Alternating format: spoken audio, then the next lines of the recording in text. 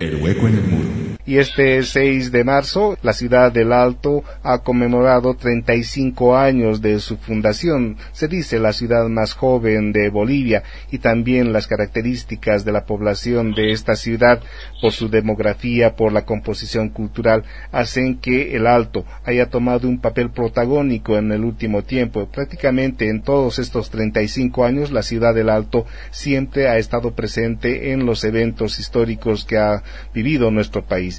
Y sobre esta fecha importante de la ciudad del Alto que acabamos de pasar y la forma en cómo se ha ido celebrando desde las organizaciones sociales, desde las instituciones como la alcaldía o la gobernación o el propio gobierno central, hay varios elementos que son importantes analizarlos, y para ello precisamente estamos en contacto con Rafael Bautista, filósofo boliviano, a quien le damos la bienvenida a este espacio de la Red de la Diversidad para poder conversar sobre este tema. Rafael, bienvenido al programa. Gracias, Pablo. Rafael, quiero comenzar apuntando los hechos que han resaltado en los actos de conmemoración. Por un lado, convocatorias a varias expresiones de homenaje, por un lado organizaciones sociales, por otro lado el municipio y el gobierno central, pero también en el marco de estos actos las manifestaciones de rebeldía, de resistencia, que desde la ciudad del Alto para todo el país siguen siendo un ejemplo para enfrentar la situación que vamos viviendo en medio de este contexto de golpe de Estado. ¿Cuál tu mirada sobre estos hechos que acabamos de pasar en la ciudad del Alto y, como te decía, tienen una repercusión a nivel nacional?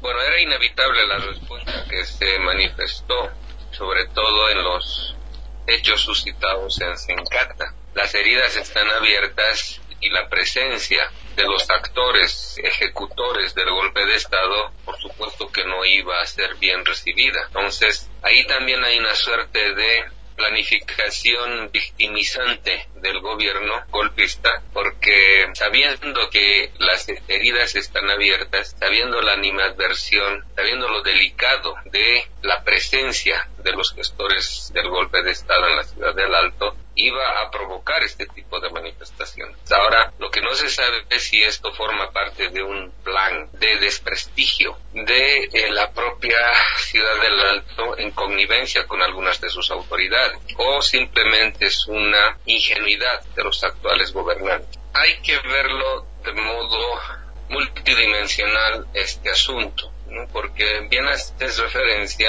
a Bolsonaro y como también hay una suerte de victimización del verdugo que siempre quiere aparecer con cara democrática. Aquí lo manifestó senador Ortiz cuando en una de sus entrevistas dice que él fue en señal de reconciliación. Ahora, eso es cínico desde todo punto de vista, ¿no? Porque alguien que ha sido, si no ejecutor, cómplice del golpe de Estado y que vaya en señal, entre comillas, de reconciliación, suena a provocación. Entonces, ir a los lugares donde se ha efectivizado la represión más brutal del golpe de Estado, eso, como decía, o parece planificado o es demasiada ingenuidad del gobierno de facto. Entonces, me inclino yo más por lo primero, ¿no? Porque hay una suerte de política de desprestigio de los movimientos populares, de los movimientos campesinos e indígenas. Y esto no es solamente en Bolivia. Hay una estratagema imperial que están utilizando los gobiernos neoliberales, por ejemplo en Chile se puede ver eso, en Brasil, en Colombia, de desprestigio sistemático del movimiento popular. Ahora, eso en Chile resulta escandaloso, pero en Bolivia, donde el golpe ha descubierto a una sociedad boliviana racistas del tuétano, sobre todo en la parte urbana, está configurando un escenario en el cual el alimento que sostiene a la base moral, en este caso inmoral, de la dictadura actual, se basa en este desprestigio sistemático, de hacer aparecer a las víctimas como terroristas, como vándalos, como violentos, etc. Ahora, lo curioso es que la mentalidad subalternizada, colonizada, de sectores no solamente clase medieros, sino hasta populares, que haga eco de ese desprestigio del propio pueblo, solo delata una suerte de programa de autoanulación de vida, o sea, a la autoanulación como programa de vida, o lo que podríamos llamar también el argumento contra sí mismo, ¿no? Hemos visto cómo las gasificaciones incluso a escuelas, las gasificaciones a niños, despierta una suerte de indignación, entrecomillada, de aquellos individuos que forman parte de eso que se llamó resistencia democrática al gobierno del proceso de cambio, etcétera. Muestra de modo solapado cómo, a partir de valores supuestamente democráticos, escudan lo que hemos visto y lo que se ha desencubierto como racismo congénito, de una sociedad jerarquizada en valores que básicamente denigran cualquier tipo de inclusión social, cualquier tipo de ascenso popular. Entonces, esto es lo que llamamos la ideología señorial, y esto es lo que ha desatado el golpe y lo que ha desencubierto en una sociedad citadina racista hasta el tuétano, y que uno puede observarlo en las redes sociales, en las opiniones que se despliegan ahí, el sentido bastante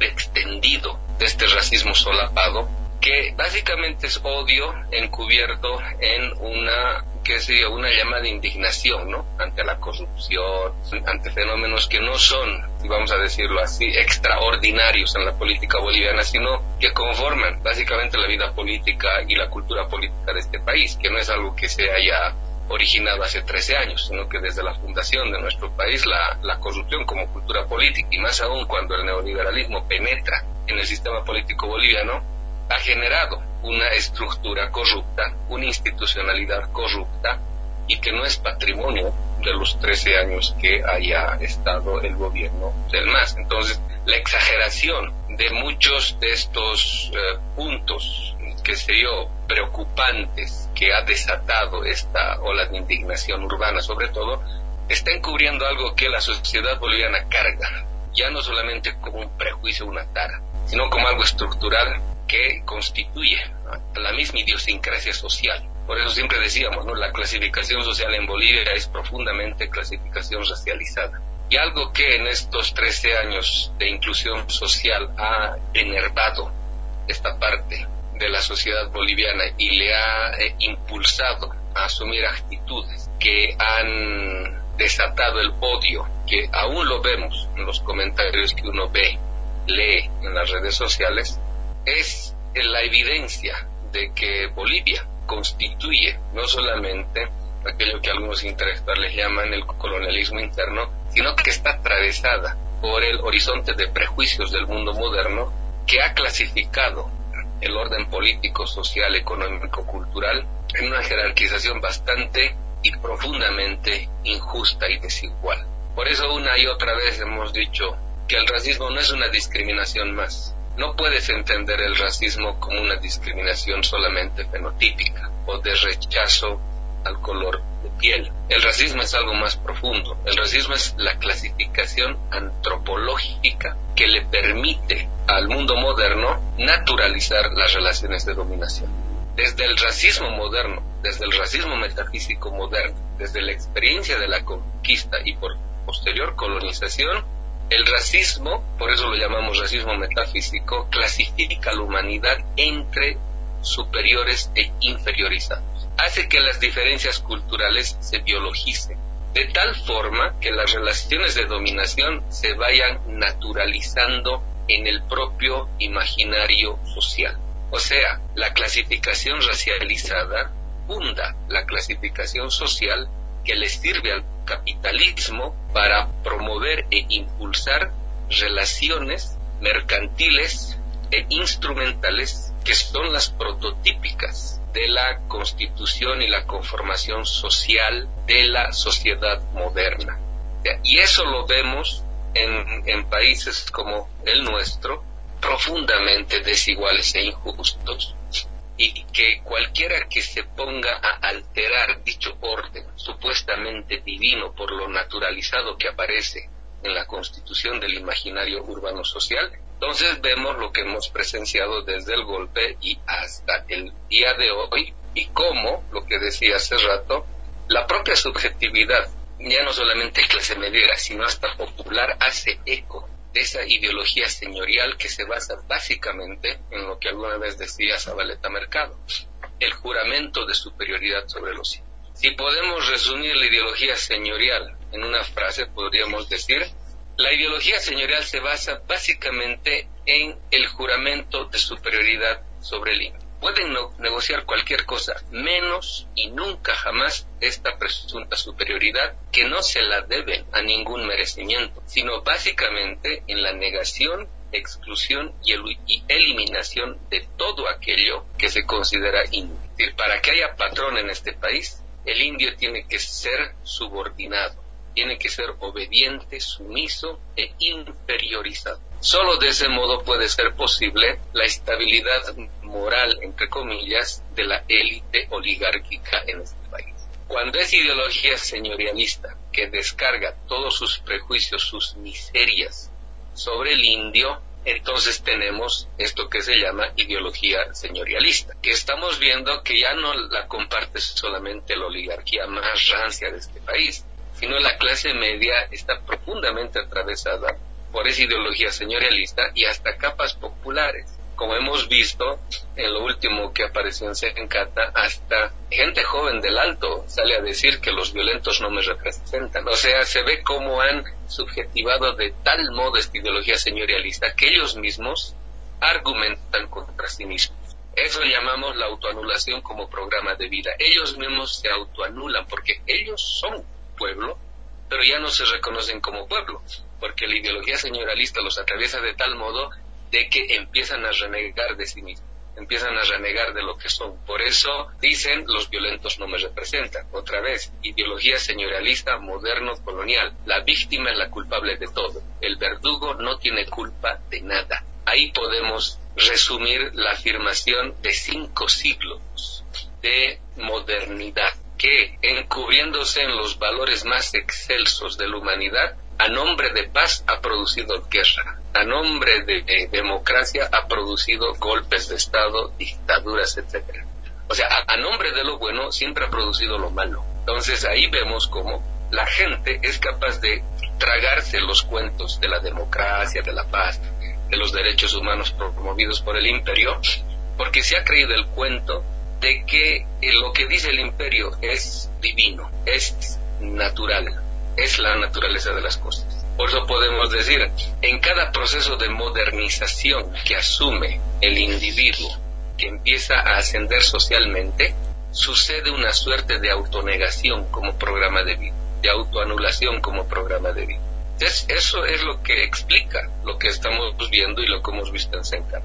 Ahora, Rafael, esto último que mencionas se puede evidenciar en hechos como, por ejemplo, esa resistencia expresada durante estos días en el Alto, pero también ese accionar del gobierno que te permite, por ejemplo, el tema del informe del Instituto Tecnológico de Massachusetts sobre el tema del fraude, teniendo la contundencia que tiene, pero manejado mediáticamente y en medio de en este contexto de cerco mediático, pues pierde la fuerza que tendría, por un lado. Por otro lado, el tema de la corrupción, que también se ha mencionado hace momentos, los casos de corrupción tan descarados que se han producido, que se han conocido en estos meses desde el 10 de noviembre, pues como que pierden la fuerza, es decir, para muchos, sobre todo en los espacios urbanos, como que es lo mismo lo que se ha conocido durante el gobierno de Evo Morales o durante estos 3 meses. Si bien es cierto, el tema de la corrupción viene desde la misma República, desde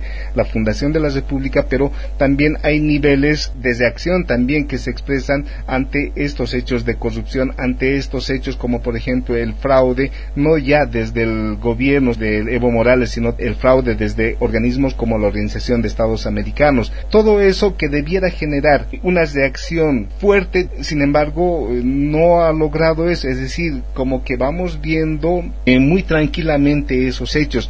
Por eso lo que dices respecto a esta autoanulación, pues se va expresando en estos hechos. Entonces, a partir de ahí, el cuestionamiento que todos tendríamos que hacernos es respecto a los mecanismos para ir resolviendo, para ir saltando esta situación que nos está entrampando cada vez más. Es decir, hay una necesidad de resistencia a los hechos de violación a los derechos humanos que vamos viviendo, pero a la vez se van generando mecanismos subjetivos que no permiten que esa reacción tenga la contundencia que tal vez se dieran en otros momentos históricos. ¿Cómo ves esta situación, Rafael? Bueno, ahí tenemos que ser también un poco más autocríticos y, como habíamos ido señalando repetidamente, Si algo puede explicar el porqué del triunfo tan contundente y rápido del golpe de Estado, tiene que ver también con que el pueblo quedó huérfano, sin dirección, sin organización, y básicamente salió de modo improvisado a resistir el golpe cuando no tenía básicamente lo que se llama en política una estrategia definida. Y esto tiene que ver con que en 13 años de supuesto proceso de cambio, porque tampoco hay que confundir una de las cosas también que llevó al desencantamiento inocente de muchos actores, nunca había que confundir al gobierno del MAS con el proceso de cambio. Esta confusión se la asumía dentro del gobierno. Esto no debía haber sido una confusión replicada en el ámbito crítico, entre comillas también, ¿no? Porque muchos críticos que supuestamente eran de izquierda, hemos visto cómo también se han derechizado, y ahorita, por ejemplo, muchos están incluso en plantillas electorales de la derecha de este país. El problema es para nosotros, para el ámbito popular, el cómo restaurar el espíritu democrático del pueblo y cómo de nuevo al pueblo de ese espíritu democrático y revolucionario para hacerle frente también a un espíritu oligárquico que ha generado una insurgencia clase mediera a favor de la oligarquía. Una cosa que mencionas, ¿no?, que es digno de destacar, en nuestro país, en un país tan racista como Bolivia, hasta robar es patrimonio de los patrones, pero no del pueblo. E incluso hasta el robo y la corrupción se le es permitido al patrón, al amo. Pero que el pobre robe, eso no es permitido, es algo inaudito para la idiosincrasia oligárquica de este país. Entonces ahí podemos ver cómo hasta el robo y la corrupción son patrimonios oligárquicos en nuestro país. Entonces, cuando el rico roba, no hay problema. Los medios de comunicación no dicen nada y la gente no se indigna. Pero cuando roba el pobre, ahí se indigna hasta el clase mediero más desafortunado, porque ahí se desencubre cómo está tan atravesado por una ideología racista y oligárquica, cuyo juramento de superioridad solo está basado en la humillación, la exclusión y la eliminación del elemento nacional,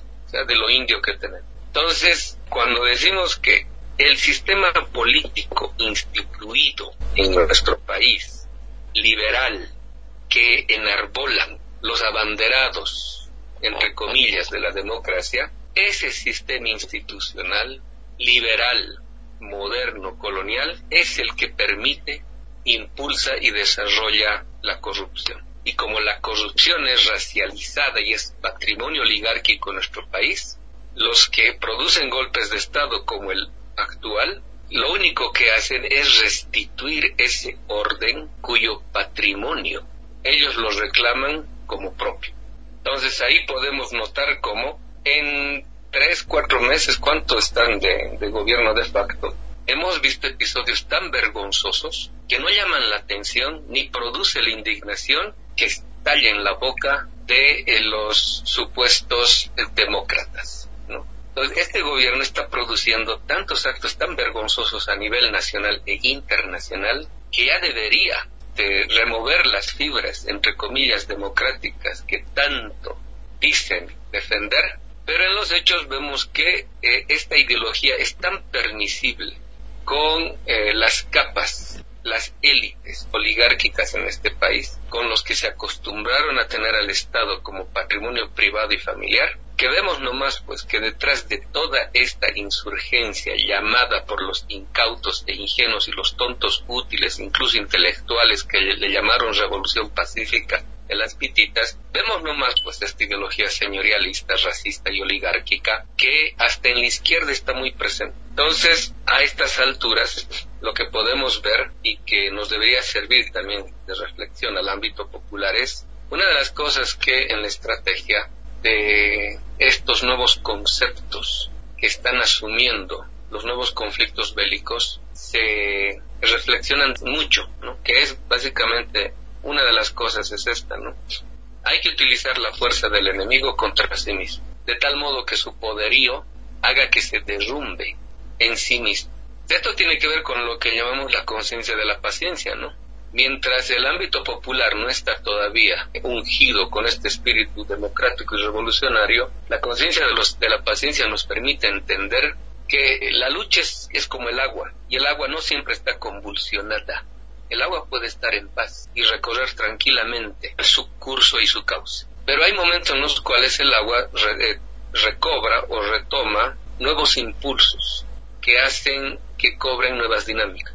Entonces, estamos en un momento delicado. Todos sabemos que se está fraguando el verdadero fraude, y que frente a ello, con toda la protección también y la legitimidad que le ha brindado el padrinazgo imperial, que no nos olvidemos, recientemente ha habido una reunión de las agencias de inteligencia continental en Bolivia, en La Paz creo que, y ahí hemos visto cómo las declaraciones de la autoproclamada nos muestra que están envalentonados, y eso no es algo que provenga de ellos mismos, sino que hay un padrinazgo detrás que les permite este envalentonamiento. Entonces, por eso necesitamos ser más pacientes para mantener una mirada estratégica y proponernos distintos escenarios, distintos planes de acción. No puede resumirse el campo popular, no puede resumir todas sus expectativas al acto electoral, cuando sabemos que este acto electoral ya está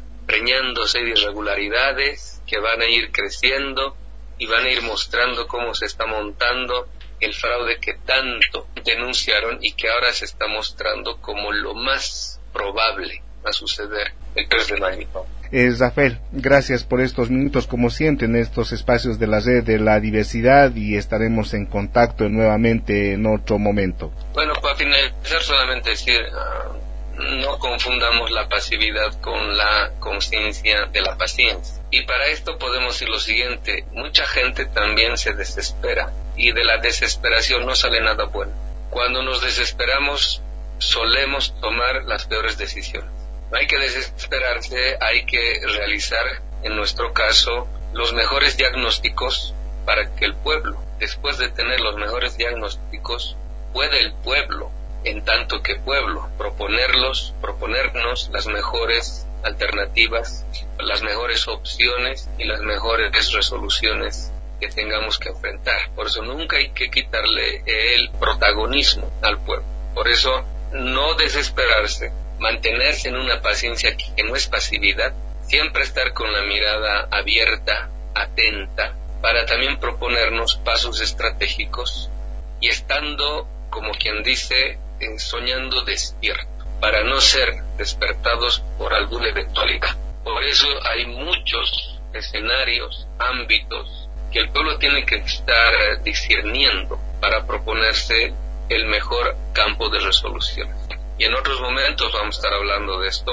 Por el momento, vale lo que la propia gente de Sencati y del Alto estuvieron suscitando a manera de reflexión en varios actores, que se los puede leer en diversos ámbitos, ¿no? Cuando señalan que esta es una prueba, y por ello también otra vuelta está resurgiendo aquella toma de autoconciencia que se graficó en esta consigna de que el alto de pie nunca de rodillas otra vez está germinando en una suerte de reconstitución de la propia subjetividad de los oprimidos, y que no nos conduce a la victimización fácil, sino más bien a que la víctima se constituya en sujeto.